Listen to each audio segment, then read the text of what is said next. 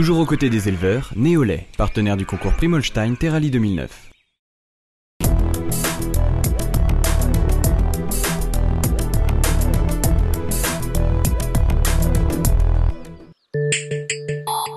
Mieux tirer parti des sols tout en gérant plus précisément la gestion de l'irrigation et des intrants. C'est l'un des thèmes majeurs des Culturales, organisés cette année à Boigneville dans l'Essonne. Et l'une des réponses à cette question d'actualité réside dans l'agriculture de précision, une révolution technologique au service des progrès pour l'environnement. Derrière le terme agriculture de précision, il y a plusieurs domaines. Alors on peut en distinguer les deux. La première chose, c'est l'utilisation de la technique GPS pour le guidage, l'aide au guidage et l'autoguidage, même dans certains cas, du matériel. Donc des tracteurs et des outils qui peuvent être tirés par le tracteur. Le deuxième volet qui se cache derrière ce terme agriculture de précision, c'est ce qu'on appelle la modulation intraparcellaire. Donc là, en fait, il y a 3 étapes. On caractérise une parcelle, tant au niveau de l'état de la végétation qu'au niveau du sol. Donc on peut le faire par différents systèmes, notamment par satellite, par télédétection. C'est le cœur de l'outil FarmStar qui est développé. Donc c'est la caractérisation de la parcelle. Derrière ça, il y a une analyse par les agronomes avec des modèles qui nous permettent de dire, dans ces situations-là, il faut apporter tel intrant à telle dose ou dans cette partie de parcelle moins. Et ensuite, avec des outils qui sont pilotés par GPS, on est capable d'épandre ou de pulvériser des produits de protection des cultures ou de la fertilisation azotée là où il y en a besoin et à la dose où il y en a besoin. Alors ça permet évidemment des économies d'intrants, mais aussi tout de suite lié aux économies d'intrants, à apporter la bonne dose, donc au niveau environnemental, être à l'optimum. Le guidage, l'aide au guidage, l'autoguidage et la technique GPS permet notamment dans le cas de la pulvérisation des améliorations techniques assez significatives. Alors la machine qui est derrière moi en est une. La plupart des constructeurs de pulvérisateurs sont lancés et travaillent dans ce domaine-là, c'est-à-dire par exemple la coupure automatique des tronçons. C'est-à-dire que grâce au GPS, on va pouvoir géoréférencer l'ensemble des passages qu'on a pu réaliser avec un pulvérisateur. Et ce type de machine, les pulvérisateurs, quand ils sont couplés au GPS, reconnaissent ces passages et coupent les tronçons là où ça a déjà été traité. Donc on évite de traiter trop, on met vraiment la bonne dose au bon endroit. Positionnement du tracteur, rampe de guidage, calcul de rendement, l'agriculture de précision prouve aujourd'hui qu'elle n'est pas un gadget, mais bien un outil permettant de réellement mesurer l'hétérogénéité de ces différentes parcelles et de mieux moduler ainsi ses intrants. C'est en tout cas l'avis de Daniel Viron, céréalier à Boherpin dans l'Essonne. Avec 2 de ses voisins, il a investi dans un système de capteurs optiques permettant une photographie précise des besoins du sol. Explication.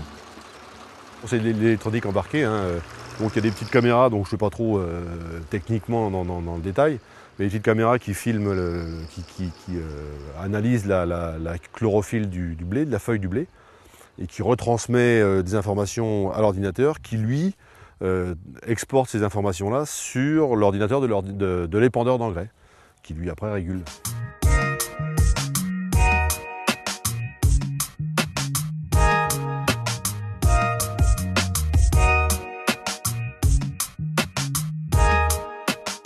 Tout ce qui est informatique, c'est vrai que c'est pas forcément, ça vient pas comme ça. Donc il y a quand même une remise en route un petit peu tous les ans, c'est par rapport à la configuration, parce qu'on n'a pas forcément les mêmes outils. Donc moi le bogbal, faut une configuration bogbal. Si c'est un boîtier RDS, c'est boîtier RDS. Donc il faut penser à tout configurer bien dans l'ordre, les largeurs d'épandage. Le voisin à 25 mètres, moi je suis à 24 mètres, enfin des petites choses comme ça. Il faut bien penser à tout ça, les délais aussi, comme la photo est prise au-dessus du tracteur et que l'épandage est à l'arrière, donc il y a à peu près 2 à 3 secondes d'écart. Donc il faut paramétrer 3 secondes, que la régulation se fasse bien 3 secondes après la photo qui est prise. Donc il y a plein de petites choses comme ça où il faut penser à faire. Et c'est une procédure, donc la première année on a noté tout dans l'ordre et puis maintenant on le fait plus ou moins machinalement. Donc au niveau utilisation, c'est relativement simple. On a juste à aller dans les fichiers donc, de règles de configuration, on va dire, où on configure le stade de la culture. Donc j'ai la culture, si c'est du blé ou du colza. Le stade, donc savoir si c'est le stade, enfin c'est des stades 35, 36, montaison, etc. La forme d'engrais, si c'est une solution azotée en 39%, si c'est du dynamon 24%, si c'est du nitrore 30%, etc. Enfin, La dose mini, la dose maxi, et puis la dose constante, donc c'est la dose qu'on mettrait, la dose moyenne normale, quoi. Après, on étalonne le N-Sensor dans un endroit de la parcelle, un endroit représentatif de la parcelle, qui lui, donc le N-Sensor prend la photo de la matière verte, de la biomasse de cet emplacement-là. Et puis après, on valide cet emplacement-là et en tournant dans la parcelle, selon les emplacements. Alors si le blé est clair, ça en met plus pour le booster un petit peu. Si le blé est moins clair, moins fort, ça en met moins.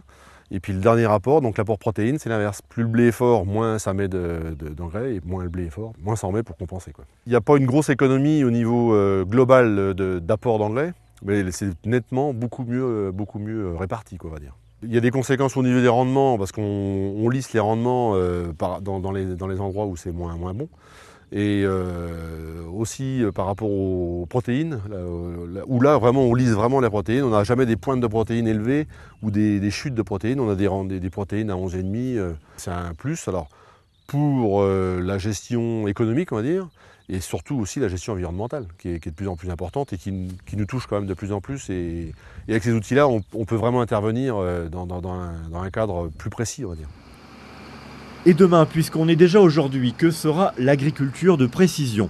Fort à parier que dans les années à venir, la télédétection via satellite permettra des observations de plus en plus régulières et rapides à l'intérieur d'une même parcelle. La bonne dose au bon endroit et au bon moment pourrait alors être calculée au millimètre près. Dans tous les cas, ça ne pourra faire de mal à l'environnement.